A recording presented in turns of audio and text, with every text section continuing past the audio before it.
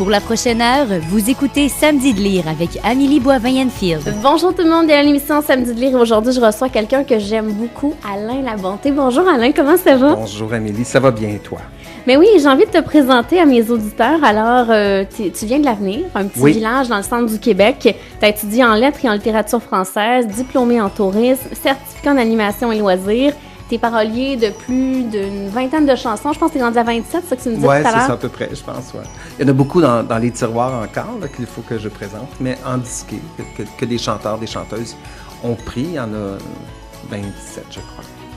Quand même, il faut le faire, là. Bien, oui. Ben, en ce sens, il faut le faire. Pour moi, c'est une passion, l'écriture. J'écris des chansons quand j'ai le temps.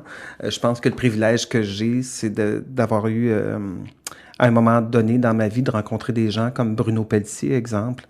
En 1997, j'avais écrit la chanson Ma vie, qui s'était retrouvée sur l'album Miserere, qui s'était vendu à plus de 300 000 copies. Donc, ça a été une belle carte de visite pour moi auprès des agents, des chanteurs, chanteuses, des compositeurs aussi.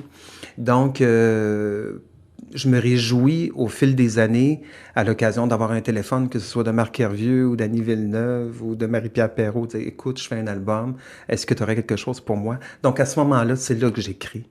Mais pour dire, si j'écris des chansons seul chez moi, en ne sachant pas où elles vont aller, j'avoue que j'ai pas beaucoup de temps pour ça. Donc, je remercie les artistes de m'obliger à écrire. Je suis chanceux. Mais tu dis que tu écris l'écriture, c'est très important pour toi. Tu as commencé à écrire très, très jeune? J'avais 14 ans, moi, je pense, à peu près, quand j'ai commencé à écrire régulièrement, tu sais, dans ma chambre, avant de me coucher. Ouais. J'ai toujours été un amoureux des mots. J'écoutais à l'époque, au niveau de la musique, je me souviens, du Gilles Vigneault, du Francis Cabrel. C'était des gens que j'aimais, mais j'aimais les mots. C'était des gens qui maniaient tellement bien la langue aussi. Et j'ai présenté ma première chanson à l'âge de 26 ans. Et ça faisait 10 ans en cachette, à peu près, que j'écrivais comme ça. Et je sais pas, j'ai toujours été très réservé quand venait le temps de parler de l'écriture. J'étais gêné, je me disais peut-être que je passais bon... peut-être ça intéressera pas les gens, ou en tout cas, peu importe. Mais le temps que je le faisais, moi, j'étais heureux. Donc, c'était ça qui importait. Et à la suite, ben, comme je disais tantôt, au niveau des chansons, ouais, il y a eu des gens, je pense, qui rapidement m'ont laissé croire que j'avais peut-être une place, que j'avais pas à me gêner de présenter des projets ou autres. Donc, ben voilà, de fil en aiguille, on est ici aujourd'hui avec un premier livre. Ben oui, puis depuis 2004, t'as accompagné à toi Alain Labonté Communication, oui. Qui est vraiment dans plein de sphères différentes. Là. Absolument. J'ai décidé, moi, de faire des projets qui m'interpellent, des projets qui me tiennent à cœur, que ce soit l'anorexie, que ce soit en marketing, que ce soit la culture avec le Mondial des cultures de Drummondville, que ce soit en gastronomie, en tourisme, peu importe. Je prends un mandat dans la mesure où ça me parle, où ça me stimule, où j'ai l'impression que je vais avoir l'occasion de relever des défis. Et donc, si je m'étais emmuré dans un seul élément, exemple la culture, je pense que j'aurais bien fait un travail. Mais moi, dans ma vie, quand je prends le journal, je vais pas juste au cahier culture, je vais au cahier sport, je vais au cahier actualité. C'est comme ça, je suis un curieux. Donc, pour moi, je pense que c'est une belle qualité dans le travail que je fais. Et quand on fait justement des dossiers qui nous interpellent, qui nous nourrissent aussi, quand le téléphone sonne et je vois un nom sur l'afficheur, moi j'ai le goût de répondre. Je fais pas semblant de pas être là. Donc faire des choses qu'on aime, c'est un grand privilège, mais c'est une décision aussi qu'on prend. Et comment on pense à l'étape justement de vouloir lancer sa propre boîte de communication? Oh yeah. Moi, j'ai travaillé pendant 3 ans et demi pour Alain Desruisseaux, communication. Et à l'époque, quand moi j'ai quitté pour ouvrir ma propre boîte, Alain m'avait fait le cadeau de partir avec le dossier des impatients. Donc, parce que c'était le premier mandat que j'avais eu chez Alain Desruisseaux. Donc, depuis près de 15 ans, je m'occupe d'eux maintenant au niveau des relations de presse. Et j'ai eu le privilège de ne jamais avoir à offrir mes services. Ce sont des gens qui m'ont toujours téléphoné, du bouche à oreille. Je me souviens le jour où l'Opéra de Montréal m'a téléphoné, le jour où le Village québécois d'antan m'a téléphoné, le Centre d'art Offord, où je n'ai jamais offert mes services. Donc, je suis un privilégié dans la vie. J'ai beaucoup de bonnes étoiles. Wow! Ouais. Et le livre Une âme et sa quincaillerie, Oui. ça a pris 4 ans à l'écrire? Oui. Oui, ben c'est pas un gros livre, hein. Il y a à peine 120 pages. Il n'y a pas beaucoup de pages, mais je pense qu'il y a beaucoup de contenu. Oui, il a pris 4 ans parce que, bon, comme tu disais, le fait d'avoir ma propre entreprise, ça me tient beaucoup occupé. Bon, ma mère qui était malade, d'autres événements de la vie. Et aussi, bien écrire, il faut se retrouver dans une bulle, il faut se retrouver dans le silence, dans la solitude. Donc, c'est de choisir ces moments-là dans mon agenda, de les cibler. Des fois, je me programme des week-ends, puis je me dis, bon, je m'en vais à l'abbaye Saint-Benoît-du-Lac, je sais que je vais fermer mon téléphone, je sais que j'aurai pas d'ordinateur, et que pendant 72 heures, je ne parlerai pas à personne. Donc, je sais que là, je vais pouvoir écrire. Bon, souvent, je vais m'enfermer là-bas. T'écris dans un cahier? Oui, j'écris beaucoup à la main, moi. Les premières épreuves, la plupart du temps, c'est toujours à la main. À la mine, souvent. Je n'efface pas pour autant, mais j'aime le crayon de bois.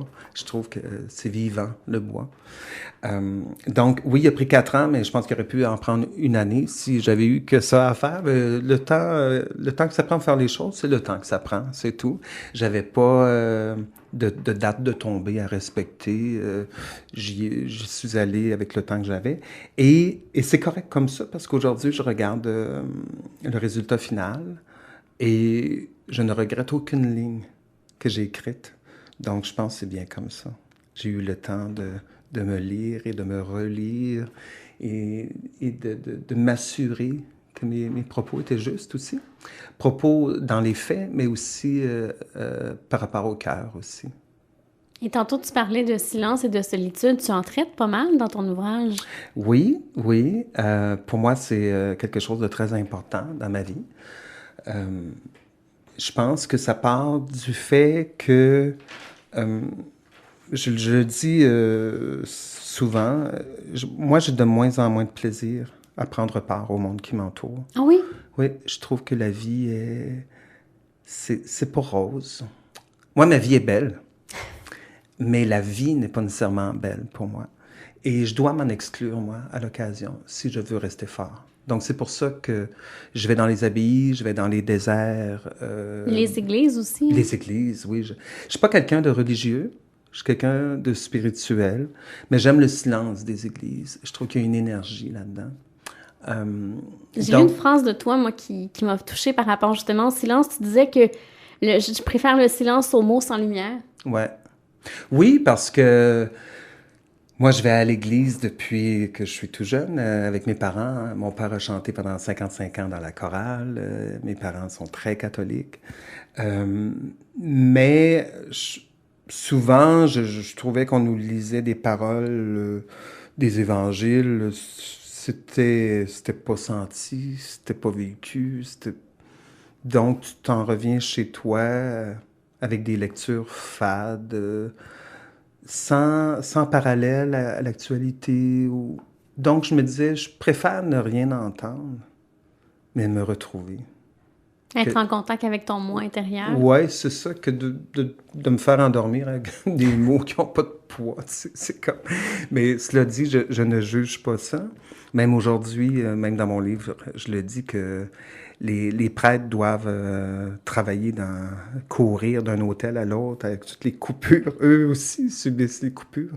Donc, ils arrivent à bout de souffle devant l'hôtel, puis des fois, ils n'ont pas eu le temps trop de se préparer. Donc, moi, j'y vais avec ma mère. Et je laisse tout le monde prier et répondre au curé devant, au prêtre et tout ça. Et moi, je me recueille. Mais je suis bien. Je fais mon petit truc en parallèle. Les gens ne s'en rendent pas compte.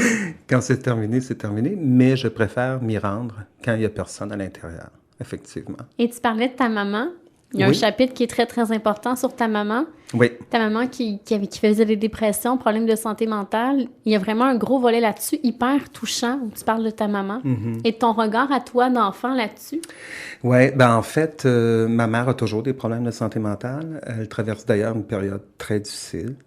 Elle a eu des traitements d'électrochoc en septembre dernier. Ça n'a pas vraiment fonctionné cette fois-ci. Donc, faut rester vraiment lié, s'entourer, s'encourager, parce que je pense qu'on a besoin de renfort dans des moments comme ça. On a besoin d'amour, en tout cas, alentour de soi. Et heureusement que mes frères, mes sœurs, ma famille sont tout près. Donc, on réussit, tout le monde, à mettre l'épaule à la roue pour essayer de lui alléger l'existence du mieux qu'on le peut. Ma mère, ben, j'ai voulu traiter dans le livre le volet de la santé mentale, mais je l'ai pas traité dans la douleur. Non, vraiment pas, non. c'est ça? Je pense que c'est une démarche personnelle aussi, en ce sens, comme je disais tantôt, que moi, j'ai une belle vie, mais je trouve pas la vie belle. Autant comme j'ai toujours tenté de trouver la beauté dans l'inconsolable. Je suis comme ça. Dans tout ce qui est noir, je vais essayer de repérer une fissure par où il va y avoir de la lumière. Je suis comme ça. J'ai pas le goût de voir que ce qui est noir. J'ai le goût de croire qu'il y a autre chose. Et ma mère, je pense que ce qu'il y a de formidable durant les 4 années où j'ai écrit, c'est que j'ai été spectateur de ma propre vie pendant 4 ans. Et j'ai réalisé que ma mère, même à travers sa maladie, à travers sa douleur, qu'elle avait la bienveillance qu'il fallait envers moi, qu'elle avait la tendresse qu'il me fallait aussi. Pour elle, c'était important de savoir si j'étais bien. Et moi, je pense, puis encore aujourd'hui, que peu importe les étapes de ma vie, j'avais la force pour l'accompagner. Donc, on fait une bonne équipe. J'aime mieux, je veux le voir comme ça, parce que c'est vrai, d'une part, et d'être victime dans la vie, ça mène nulle part, puis on n'aide personne. Non plus. Pas du tout. C'est un bel hommage à ta maman. Oui, je pense que oui. Est-ce qu'elle l'a lu? Oui. Oui. Et moi, je lui avais dit qu'il y aurait des passages sûrement qui la plongeraient inévitablement dans des moments de sa vie qui ont été difficiles. Mais s'il fallait qu'elle retienne une chose, c'était que je l'aime, que j'étais toujours là. Et quand elle l'a lu, elle m'a dit « Tu avais raison. » Elle dit « Je sais que tu m'aimes. » Elle dit « Je le sens beaucoup. » Donc, ça m'a fait plaisir qu'elle le voie comme ça aussi. Si tu me permets, Alain, on s'arrête et au retour, on continue de parler Bien d'une sûr. âme et sa quincaillerie.